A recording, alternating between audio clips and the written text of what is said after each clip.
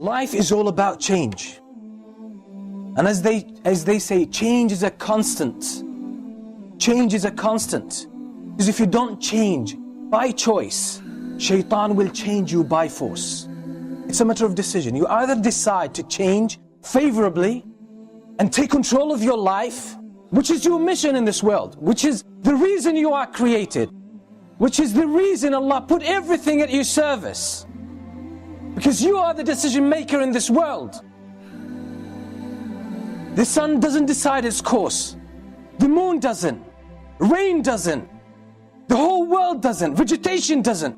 Plants, animals, they don't decide anything about their lives. They're just programmed to behave in a certain way and follow a certain course. You're the only one given choice.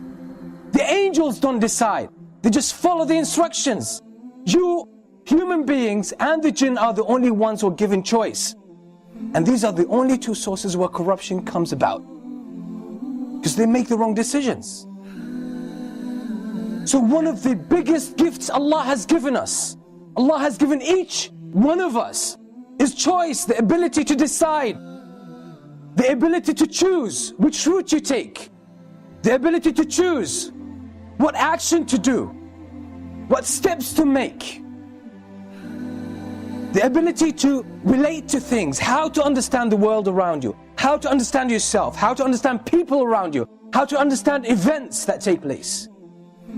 All of this is a matter of decision. You're making decisions at every single moment of your life. But most of us have given up this gift, and we let the society choose for us. We let our culture choose for us.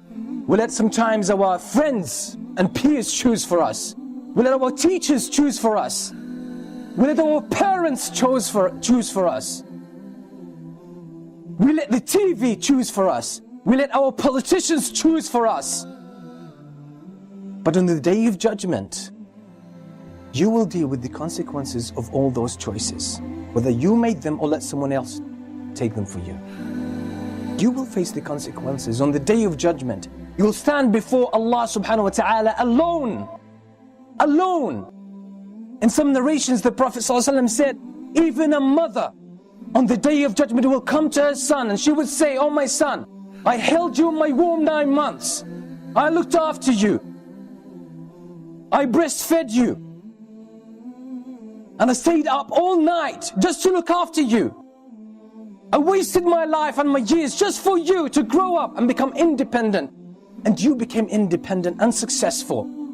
Now all what I want from you, that's on the day of judgment. My son, she tries to draw his heart nearer by mentioning everything she did for him. Then she says, "Oh my son, in exchange of all of this, all what I'm asking for is one hasana, one good deed, one reward. Just give me one reward from your records so I can be saved from the hellfire. I just can secure a position or a place in paradise. That's all what I'm asking of you." You know what? That son, with all his respect and love for his mother, he says, "Mom, with all respect," I'm paraphrasing by the way, "the hasana you're asking for, I'm more in need of it than anyone else. Some other time, Mom. Some other time." On that day you will stand before Allah subhanahu wa ta'ala alone, and you will be asked about every single decision. The woman passing down the street that you looked at and you kept staring at will be brought to you live, you could see it. The moment you were alone and did something wrong, the moment you took some haram money that doesn't belong to you, the moment you dealt with riba, the moment you were backbiting someone or slandering someone, that moment, just before that moment, you had the ability to make a decision, either to engage in a sin or give it up and leave it. But you made the wrong decision, and it will come to you that moment. It will be placed and it will be manifested in front of your eyes when you're standing before Allah subhanahu wa ta'ala, and He will ask you about it. The moment the adhan was called, you know it's time for the prayer, and you didn't pray because you were engaged with something else. Any of these worldly matters. it will be brought to you and you will regret the decisions you made. When you listen to the whispers of shaitan, when you listen to the advice and the social evidence of your friends, of your family, of your culture, and you just flew with the tide, that moment will be brought to you and you will be asked about it and you will feel so much pain about it. The first moment of pain you'll start to feel is the moment the angels come to you and start dragging your soul out of your body. That's the moment Allah subhanahu wa ta'ala spoke about in the Qur'an so many times. So many times. Allah subhanahu wa ta'ala says, حَتَّى إِذَا جَاءَ أَحَدَهُمُ الْمَوْتُ قَالَ رَبِّ ارْجِعُونَ. The moment death comes to one of them, he says, رَبِّ ارْجِعُونَ, oh my Lord, send me back. That's the moment the soul is dragged out of this body. قَالَ رَبِّ ارْجِعُونَ لَعَلِّي أَعْمَلُ صَالِحًا فِي مَا تَرَكْتُ.